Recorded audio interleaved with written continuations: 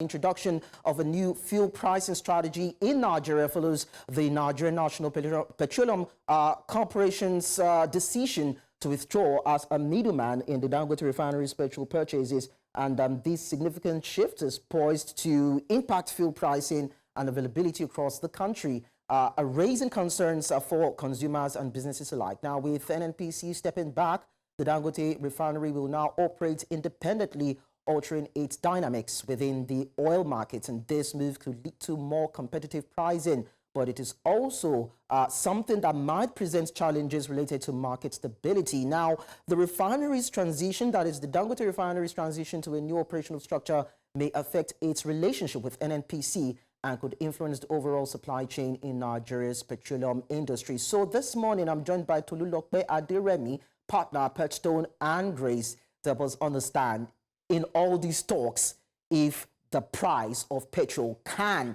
be in some way affordable to the people. Tolulope, thanks so much for joining us. Much, and thank you for having me. All right. Okay, so petrol, as we know it, is selling at about 1,000 naira plus across Nigeria. To start with, are you surprised by this? By what? By the increase in price? Yeah, because of course the story or the narrative has always been by the time Dangote Refinery picks up, the price will crash and Nigerians will be able to buy, the commodity at an affordable rate. But that seems to be a huge departure from what we see now.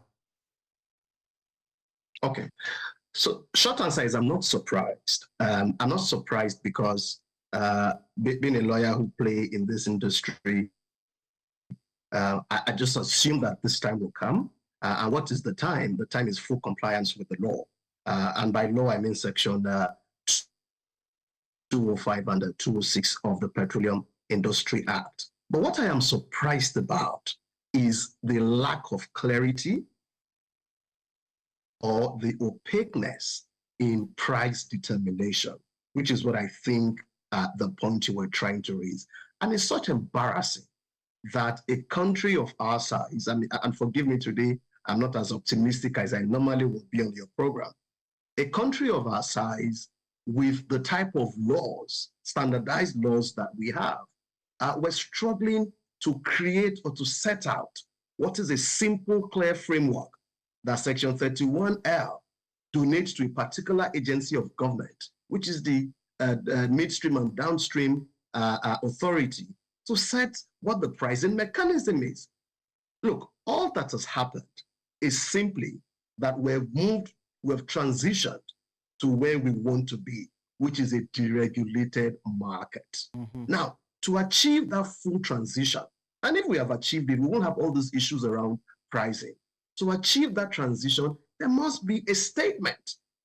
And so when you see NNPC releases statements all the time, right? But unfortunately, Dangote has not done so.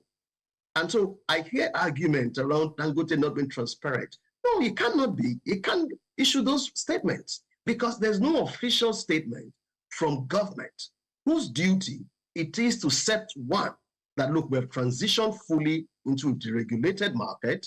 And then secondly, by Section 31, this is what the pricing mechanism is going to be. So that is the challenge we have. Otherwise, once you have deregulated the market, look at what happened with a diesel market or even Jet A1 fuel. No, but there's no hue and cry about what the pricing mechanism is. But you cannot tell me today what the price mechanism is from Dangote, because Dangote cannot release those prices because it's still being regulated by the regulator, which is the authority. So are you saying that on paper we have a deregulated sector, but then what goes behind seems as though there's still an institution or some powers that are still controlling the sector as it is and the pricing, so to speak? Probably that's why Dangote remains coy when it comes to coming out with details from its own end. I think it's actually the reverse. So today there's no power behind it anymore. The only power that is now directing what is happening to us as a people is the Petroleum Industry Act. So NNPC has said two things. One, I am no longer going to be the sole off-taker. In other words, I am pulling out from buying on behalf of the marketers. What has that simply done? It's just simply said, look, I did it because the act mandated me as the supplier of energy of last resort, or that entity that is charged with Nigeria's energy security. That was why it did what it did. Now that it appears that the market has been liberalized, what is NNPC doing there? NNPC is a limited company. So it's simply just pulled out. And like every other marketer, let all of us go to Dangote Refinery and go and negotiate it. And whatever it is we negotiate is what we come back to come and sell. However, what dictates price? If we are going to regulate it by Section 31 of the PIE, then the authority must rise up to the occasion. If we are not going to set prices, then it's going to be a free market that is dictated by willing buyer, willing seller mechanism under Section 205. And that's purely what is happening. As to what is the component of the pricing, we can talk about that. Okay, so Tolu, some people have actually pointed accusing fingers at the gradual rise in the price of crude oil on the international markets. Does that in any way probably also influence the price of PMS in Nigeria? So let me, and that's a very good question, and thank you for that question. Look, from where we are today, there are about 5 components that dictates how much we buy petrol in Nigeria. The first is the ex-refinery price, which is a combine of your Platts system as well as your premium. But you also have the cost of financing letters of credit. You have the demurrage cost, as well as cost of throughput, and then the NMDPRA cost as well.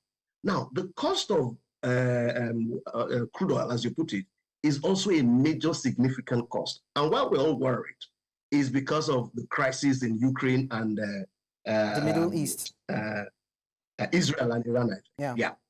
So, but that crisis, as I speak to you, has not really affected what is happening to us today. Do you know why? The reason is, you see, the lifting of petroleum is done in advance. So that's what we call forward contracts. It's usually used in the upstream market, but even in the downstream. I'm sure you would have heard the Ipman Association complaining that, look, they've paid monies to NNPC in advance, and they either pay them back or all those arguments. So what we're dealing with today were negotiations of the last 2-3 months. And so when the government says we'll kick off October 1 by doing the Naira to dollar, and I'm sure you probably get there, Naira to crude mechanism, that would have started by September if it was going to kick in. So the crisis, international crisis, is not the real determinant in terms of pricing of crude oil or prices of our petroleum. Okay. Our own problem is, the lack of understanding of our laws. 2, implementing those laws by the requisite agencies of government who ought to do it. Because without that clarity, we're going to continue to be in this crisis. There's no statement that 205 has been enacted. There's no statement that 31 is now going to guide pricing in the market. What will Dangote do? Absolutely nothing. And NNPC, being a limited company, will continue to dictate its prices based on its negotiations. Now, the independent marketers cannot go to Dangote for 2 reasons. 1, their money is with NNPC, so they're still struggling with that. 2, if they went to Dangote, do they have the prowess to commercially negotiate with Dangote the way NNPC will do? That's debatable.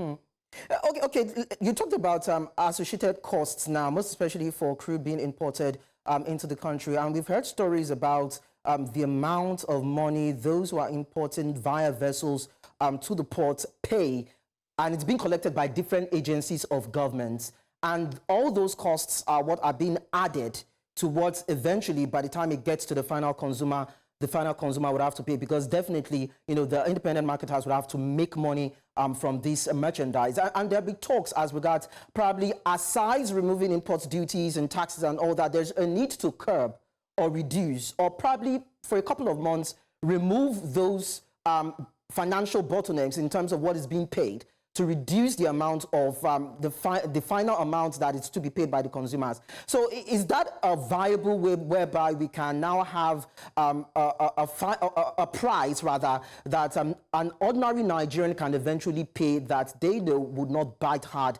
into their pockets, if we are to be, very critical about this? All right. And I like the later part, if we want to be very critical. Look, Nigerians will know that 7 months before Dangote Refinery was commissioned, we knew it was going to be commissioned. And so, therefore, any serious-minded country or regulator would have started asking questions. Look, apart from this cost which I've talked about, which is the ex-refinery cost, the cost of the LOCs, LCs, I beg your pardon, and the demurrage cost, throughput cost. Those are costs that are constant, right? The other costs are the freight costs. Those are costs that relate to crude oil importation. Now, don't forget that we are now past October 1. So we have moved from that regime. So crude oil is now being sold to Dangote from Nigeria in Naira. So the cost we're dealing with now is the cost of refining from Dangote and the cost of transportation. But let me tell you what troubles me the most. Yeah. In 7 months before the commissioning of Dangote, how did we think we were going to transport it? Number two, we don't have equalization funds anymore. And so today, how do we transport petroleum from Dangote Refinery? Through trucks and through vessels. And when you truck it from Dangote Refinery, in Lagos, you find it at, I think it's now 1,031 or 1,030. You are going to build in haulage costs. Ditto for if you are shipping it through vessels. And then I ask myself, we have two main pipeline infrastructure. There's the Atlas Cove, there's the Mosimi. What has happened to both of them? They're moribund. And we knew Dangote was coming up, and in 7 months, nobody thought of quickly putting some money into revamping or reviving those infrastructure. If today we had those infrastructure, Dangote will simply have plugged into those infrastructure, and from there, they will move petroleum around the country almost at equal price. Because we've taken out equalization fund.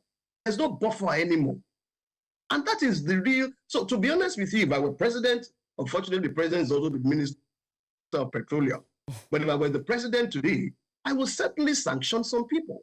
One, nobody was thinking that we needed to restructure or rework on the Mosimi and Atlas Cove. Nobody thought about issuing a clear statement that we have moved away, from what was unclear as to whether we're not paying subsidies. We're now moved to a fully deregulated market. Once you have that clarity of statement, the players can now confidently come out and then talk about what the commercial terms upon which they are going to be negotiating. That is the difficulty we're in. And I, as a player in the market, I'm a bit concerned. Because when I'm advising clients, I'm not even able to say, look, you asked me a categorical question. Tolu, have we moved? I can't tell you that we have moved. But I can tell you by reason of my profession and my understanding of the laws, that from what I can see happen, 205 has kicked in.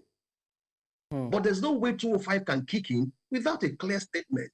Because don't forget also, and it happens across the world, when you have matters or situations like this, governments can step, which was what President Tinubu was doing since June of last year.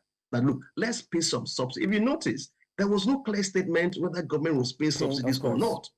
In the UK, almost 2 years, the government was paying £60 to every household to subsidize energy. Government can do that, but it's only a stopgap. So that was what President Tinubu was doing. Now it's clear we can't afford it anymore. Okay. It's clear we have. God bless you for the news that you published or you heard before this interview. Yeah. When we're talking about this $dollar. And I'm going to talk about it. If you give me some minutes about it. Yeah, we might not. We might not really have enough time to go into the details I'll do you it would in love 1 to minute. share. Yeah, definitely. So this is an ongoing conversation. Definitely we'll bring you back and make it more expanded so that you can share your perspective on this. But then we're looking at the government's inaction and the inability of the government to deliberately put buffers on ground when there are plans on the way. And of course, some policies that are meant to actually drive growth for this very critical sector. But it seems as though they've never been able to take that initiative. Tolulope Aderemi, partner, Perchstone Graeys, it was nice talking to you within this short time. Some other time, definitely will bring you by. The pleasure is mine. Thank you.